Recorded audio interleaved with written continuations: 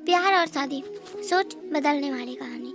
आज रति बहुत खुश थी और होती भी क्यों नहीं। उसकी सगाई उस लड़के से जो हो रही थी जिसे वो प्यार करती थी। रति ने अपने प्यार को पाने के लिए अपने प्राणों की भी चिंता नहीं की थी। रति और उसका बॉयफ्रेंड 2 साल से रिलेशनशिप में थे और दोनों शादी भी करना चाहते थे, लेकिन रति अपने मम्मी पापा से अपनी शादी की बात करने से डरती थी, क्योंकि वो नहीं चाहती थी कि वर्षों पहले जो हुआ वही दोहराया जाए। उसकी रिलेशनशिप के 9 साल पहले उसकी बड़ी बहन निशा, जो कि किसी और जाति के लड़के से प्यार करती थी और उसके साथ ही जीना चाहती थी।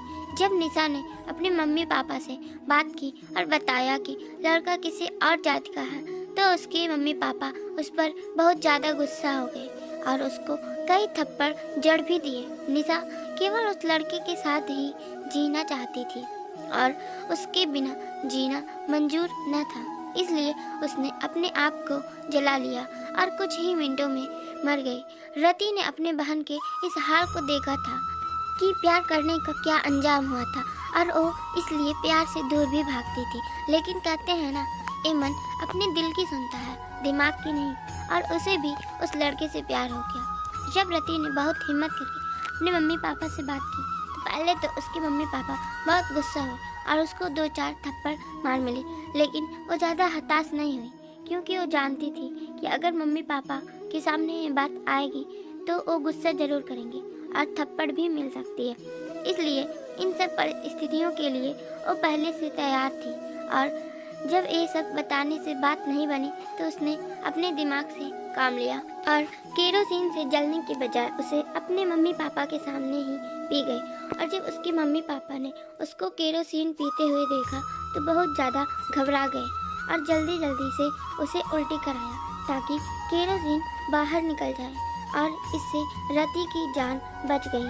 और उसके मम्मी पापा ने भी जब देखा कि रति उस लड़के से इतना प्यार करती है तो वो भी इस रिश्ते के लिए मान गए, क्योंकि रति के मम्मी पापा फिर से उस घटना को दोहराना नहीं चाहते थे जो उनकी बड़ी बेटी के साथ हुआ।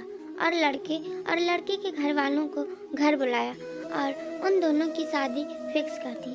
दोस्तों, इस कहानी से हमें ये शिक्षा मिलती है कि हमें अब पुरानी रीतियों और परंपराओं को छोड़ने की ज़रूरत है। हमें अपने जटिल विचारों को बदलने की ज़रूरत है और समाज में जाति प्रथा को खत्म करने के लिए एक कदम उठाने की बस ज़रूरत है, क्योंकि अगर हम एक कदम उठाएंगे तो हमें देखकर ही शायद लोगों के विचार बदल जाएं। और इस विचार को भी बदलने की ज़रूरत है कि केवल एक ही जाति में शादी हो सकती है।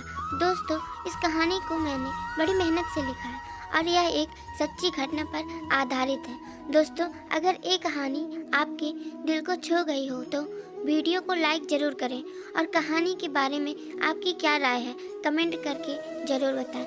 और हाँ, अगर चैनल पर नए हो तो सब्सक्राइब ज़रूर करिए। शुक्रिया।